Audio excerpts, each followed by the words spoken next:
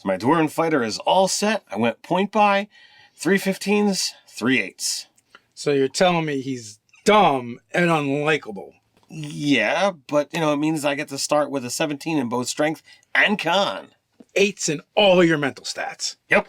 All right, Ted, I think it might be time for us to have a little discussion about D&D Buzzwords, power gaming, optimizers, and munchkins.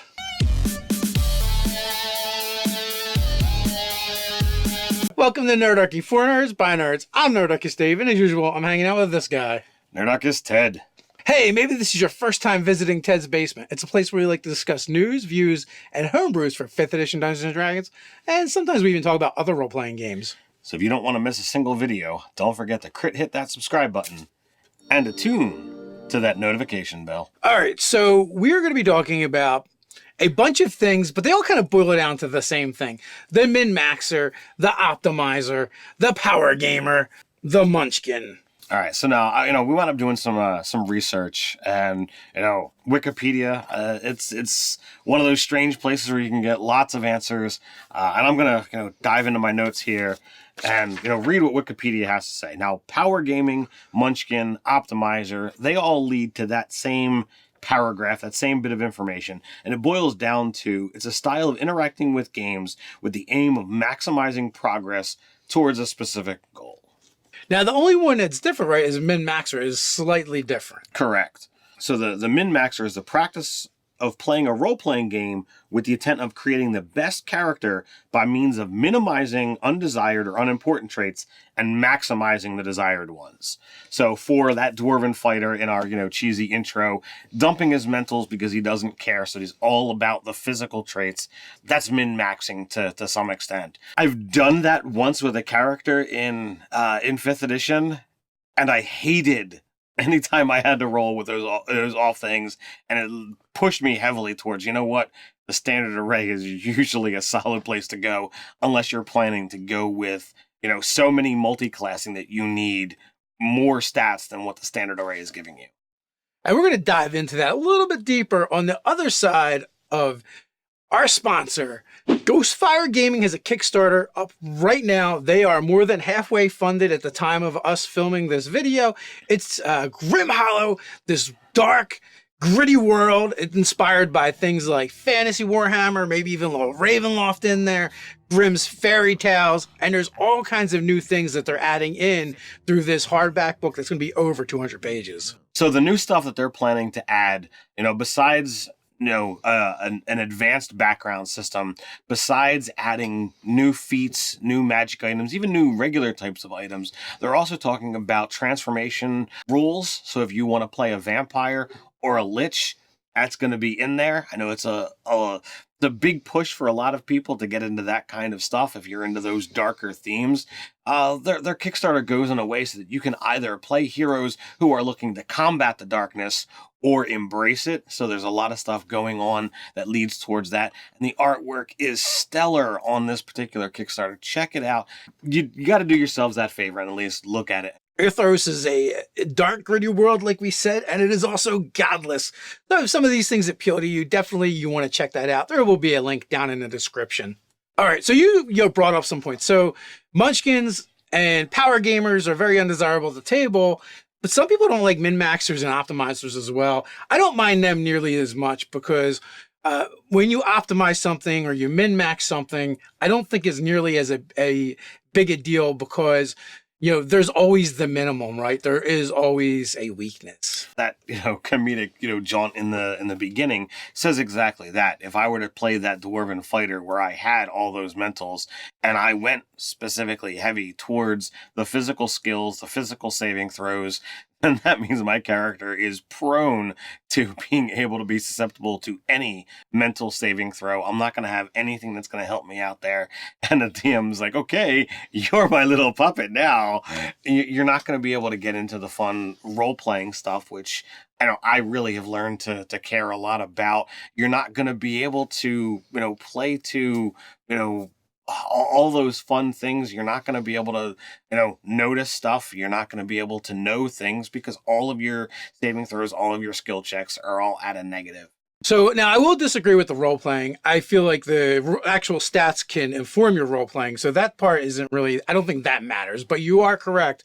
If you are making skill checks and if you're making saving throws, then they become weaknesses. Two spells come to mind right away. Suggestion against, a very physical character, a very melee-based character, especially. Then the other one that comes to mind is Banishment. So for basically a minute, you can just banish that character away out of the combat and remove them because it's a charisma saving throw. In your example, the fighter, not only are they not proficient with that, but then they're going to have a minus to it as well. So it's not looking good. See, I was going to go in the other direction and look at dominate. And I was like, okay, you're my puppet. The bad guy turns that, party strength and, enduring fighter and turns them on the party. So, that's one saving throw that takes your ally and turns them into your enemy. Yes, so, with min-maxing, there's always a weakness that you can kind of flip around. Now, you wouldn't want to do it all the time. That's why I don't see it as a huge problem. Also, like you said, you can use these things to inform your role-playing. A friend of ours calls themselves the immersive power gamer, where they actually do dive very deeply into role-playing aspects of the game, but they also... they do like the power game. They like to build the most effective and strongest character they can. And there is no reason why you can't do both. You can do both. There's not a problem with that. But just know, like, whenever you min-max and you optimize, you create a specialist, they're going to be good in certain areas and they're not going to be good in other areas.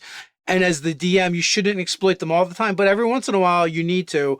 And not only that, if you're using intelligent foes that they've faced before, or they have a arch nemesis as the party or the individual, then they're probably going to research them and they're going to know about these things and they're going to exploit them and use them against the party. And that's, just some of the bad things about, getting into power gaming and, min-maxing.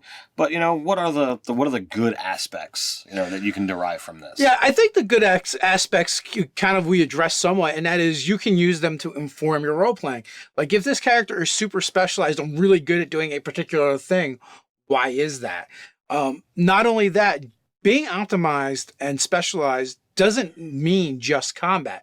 You could have a social character that is built just for that. They probably stink at combat, or they're definitely not as good, but they really shine when it comes to social situations. So this becomes an opportunity for the dungeon master or the game master to insert those situations into the game to let those characters shine, especially if your players are building characters that aren't just about combat. If they're about exploration or they're about the social pillars, they've optimized them, they've min-maxed them for these things. Please put those things in the game so that your players are rewarded for doing that. And, not only that, but they're optimizing and being a min-maxer in ways that aren't detrimental to the game. They're not going to necessarily take away from everyone's fun. Hopefully, unless you're at one of those tables where everyone is an optimizer and then they're angry because you're dragging them down when you're talking about the most optimal, combat machine when it comes to a party. The other thing that I think is a positive aspect of a min-maxer or a power gamer is they understand the rules. They understand the nuances and how things work or don't work together. So you can rely on them if they're of a like mind or of a helpful attitude to be able to guide and help other players when they're unfamiliar with their own powers or whatnot. Don't allow them to step on toes or force them to make, decisions for the other player. But guidance and help are definitely something that they can wind up doing. Yeah, in that way, they're very similar to the rules lawyer in the fact that they do have a higher proficiency in the game and the mechanics and knowing how things work. So sometimes you can use their powers of evil for good.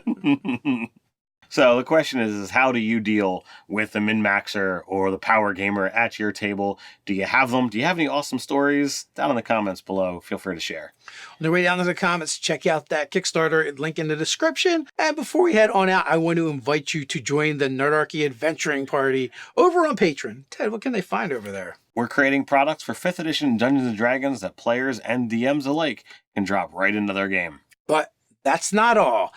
Every month we do giveaways and our patrons are automatically entered. We also do weekly hangouts with our patrons and more. So I want to invite you to quest on down to the description, join the Nerdarchy adventuring party, and until next time, Stay nerdy.